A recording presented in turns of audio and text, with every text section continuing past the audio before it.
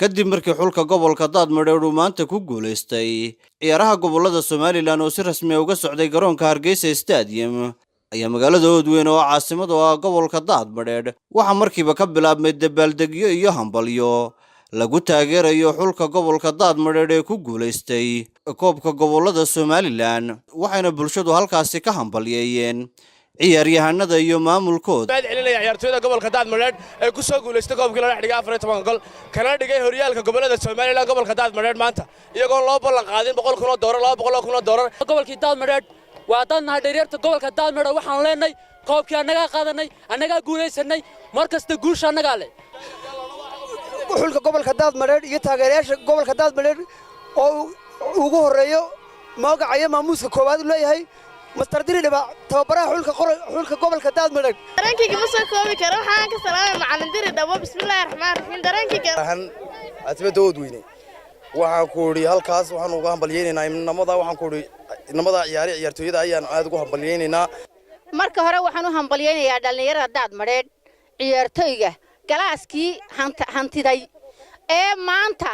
gobolada bari oo dhan ka soo baxay gobolada Soomaaliland maanka finalka u taagan الرحمن الرحيم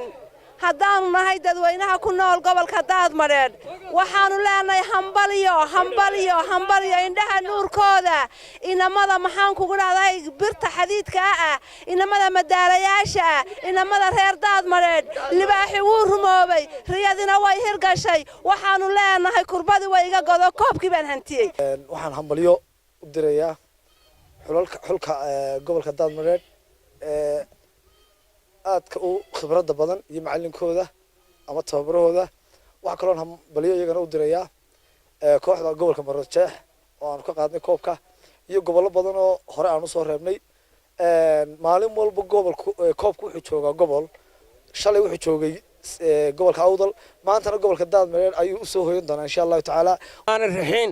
waxaanu joognaa gobolkii Daadmareer ee Oodweyne waxaanu qaadnay kubadii anaga badinay koobkiina anaga leh waana guul waxaanu joognaa caasimadii gobolka Daadmareer Oodweyne waxaanu halkan ka hambalyeynaa barbaarta sida fiican u qaaday koobka xulka gobolka Daadmareer waxaan leeyahay hambalyo xulalka kale aanu ka badinayna waxaanu leedahay tahniyadeeyo iyo hambalyeeya waxaan leeyahay lama kala horeeyo wala kala han weeyay rankii ku aadan guusha ay soo hooyeen gobolka Daadmareer ciyaartooygooda aadka u qaaliga tamaanta waxaan leeyahay waa maalin weyn gobolka Oodweyne uu ismuujiyay hadaan Daadmareer ahay calan baa dushayda diinta iyo quraanka iyo tawxiidka lagu dhigay